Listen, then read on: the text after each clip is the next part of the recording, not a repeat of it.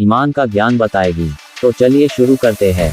काफी समय पहले की बात है। प्रतापगढ़ नाम का एक राज्य था। वहाँ का राजा बहुत अच्छा था, मगर राजा को एक सुख नहीं था, वह ये कि उसके कोई भी संतान नहीं थी।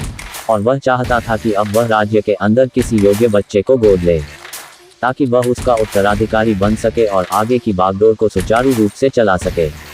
और इसी को देखते हुए राजा ने राज्य में घोषणा करवा दी कि सभी बच्चे राजमहल में एकत्रित हो जाए। ऐसा ही हुआ। राजा ने सभी बच्चों को पौधे लगाने के लिए भिन्न भिन्न प्रकार के बीज दिए और कहा कि अब हम 6 महीने बाद मिलेंगे और देखेंगे कि किसका पौधा सबसे अच्छा होगा।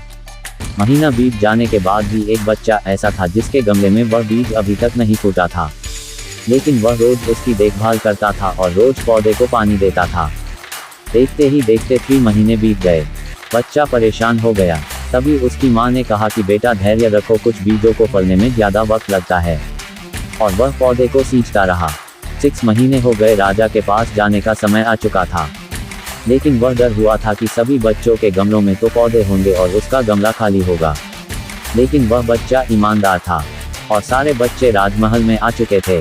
कुछ बच्चे जोश से भरे हुए थे, क्योंकि उनके अंदर राज्य का उत्तराधिकारी बनने की प्रबल लालसा थी।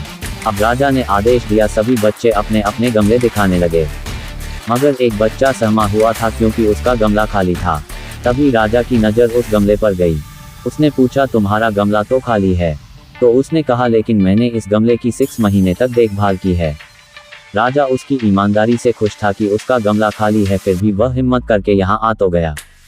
सभी बच्चों के गमले देखने के बाद राजा ने उस बच्चे को सभी के सामने बुलाया। बच्चा सहम गया और राजा ने वह गमला सभी को दिखाया। सभी बच्चे जोर से हंसने लगे।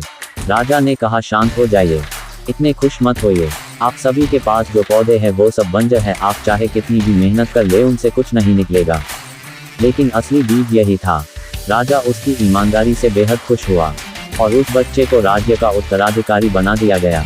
लेकिन हमें इस कहानी से क्या सीखने को मिला? मेरे हिसाब से अपने अंदर ईमानदारी का होना बहुत ज़रूरी है। अगर हम खुद के साथ ईमानदार हैं तो जीवन के किसी न किसी पड़ाव में सफल हो ही जाएंगे, क्योंकि हमारी औकात हमें ही पता होती है। हम खुद को पागल बनाकर खुद का ही नुकसान करते हैं।